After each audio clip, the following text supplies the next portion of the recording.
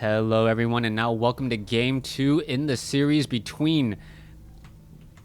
Oh, names are in Korean. So it is going to be between Azubu's San versus Yo I Am Has here on Belshir Vestige, as I Am Has is now making a move out with a very early probe. This can only mean one thing: proxy gateway here on Belshir Vestige, as the game is already underway. We do know that the blue Protoss player will be slightly behind economically speaking, because he is already moving out with this one particular probe. Wait for it. Is he going to be able to get enough resources down? And yes, he is going to be warping in a pylon down here on the low ground already, just going to be waiting for that gateway. Now, you may be wondering why Yo I Am Has is actually trying to go for this type of cheesy play. Well, he's probably done a lot of scouting, and he probably noticed that San's build orders, and San is just perhaps a stronger mechanical player. Anytime you know that your opponent is a stronger mechanical player, you want to be able to apply pressure a little bit early. Now, what I do find a little bit odd though is that he is spending his chrono boost on probes. Normally, if you are going to be going for a proxy gateway like this, you want to build your, you want to chrono boost out zealots and get those zealots out rather quickly. Also, we can see the simulator is already coming into play, so this is a very risky gambit. This is not an all-in attempt. This is kind of a half-ass, like, there's no other way to say this, but just a half attempt at an all-in. There's only one zealot now being chrono boosted out. Are we going to perhaps see a stalker come into play? We need to see it. Yes, Cybernetics Core already coming into play on the far side of the map. And what is this probe going to spot? The probe is going to take a look around here, and he's pretty much notices right away that the gateway is there, and that probe is now already wandering away. What is this zealot doing? It's waiting for a brother, and that is not going to be that smart of a move, because he already knows that he has a little bit of a zealot advantage, and he now needs to bring in another.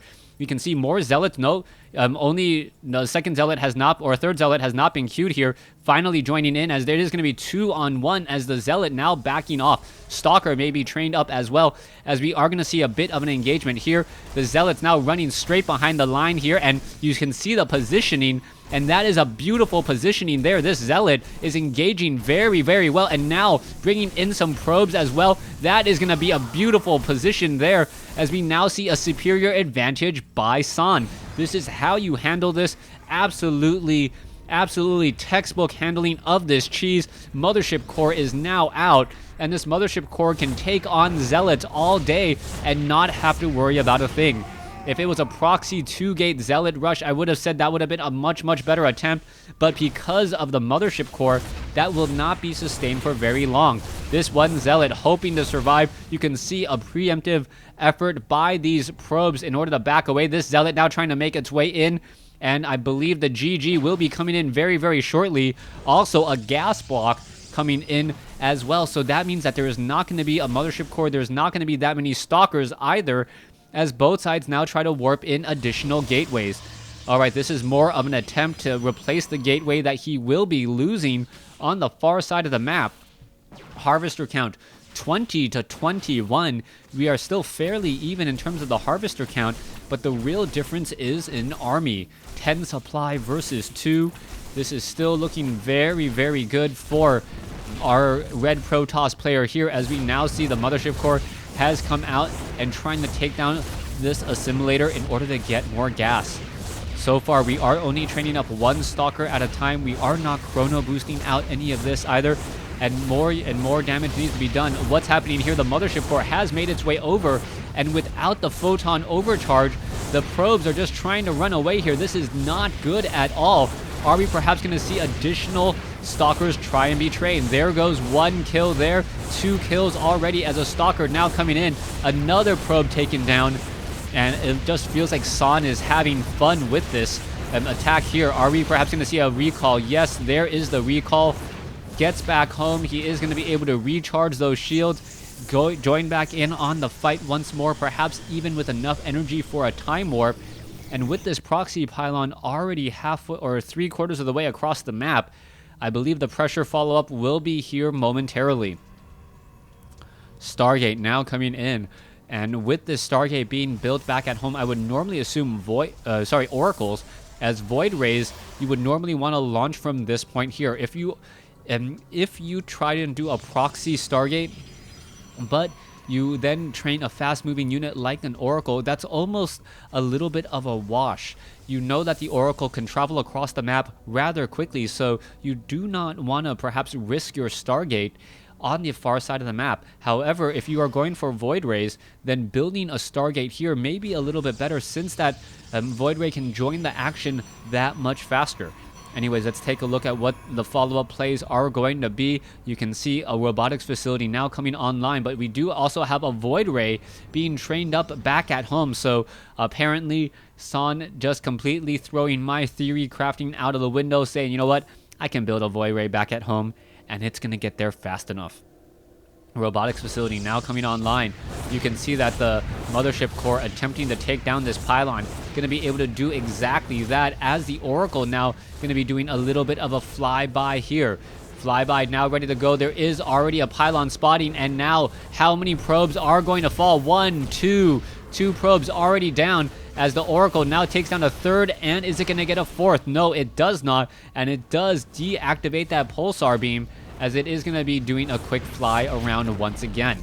Meanwhile, Haz is now finally backing off with this mothership core. Perhaps he can get a photon overcharge onto the Nexus in time to take down this Oracle. Oracle already up to 5, 6. Is it going to get the 7 kills? That is the question. 7 kills, 8 kills, 9 kills. Is it going to get double digits? No, it does not. 9 kills though, and that is going to hurt. Things are just not looking good for Haz at all, as Haz is now down a significant number of workers, down by 12, and we are only 10 minutes into this game. Down by 12 workers, that essentially means you are behind by 3 minutes worth of training. And at this point, this is just very, very detrimental. All you can hope to do is establish an expansion and hold to whatever your opponent is going to be throwing at you, hoping that your defender's advantage is enough. Mothership core will have enough for the photon overcharge at this Nexus here, but we already see the red Protoss player setting up an expansion of his own. Void Rays are ready to go. We are training up an observer, and now going to be adding in what I believe to be a robotics, or what I believe to be an immortal. That observer trying to just sitting right there, and if that observer was actually paying attention, I think it could have spotted, but no, does not. Instead, as we now see what hallucinated Phoenix moving around once more.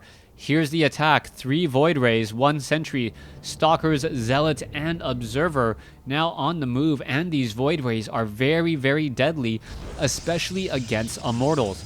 The reason being, Immortals essentially really take full damage from the Void Ray. It can do a full 20 damage a second to a Void Ray, to an Immortal, because of the damage frequency of the Void Ray. It does 10 damage per attack, and does 2 shots every second.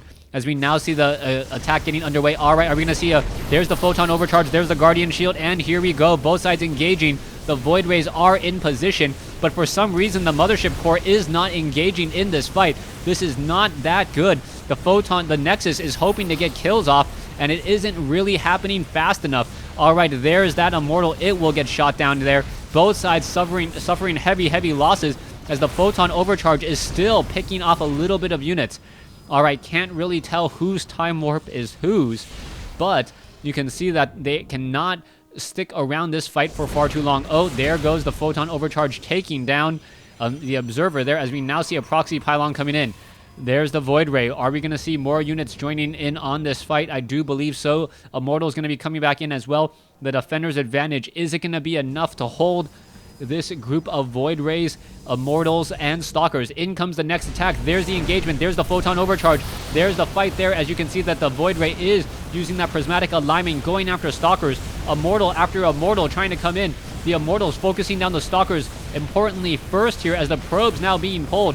Zealots warped in just in time to hold the line here, as we still see the engagement. The Nexus coming in, but not going to be enough. that is going to be the GG, as I Am Has loses 2-0 to Azubu's San in this Protoss versus Protoss mirror match.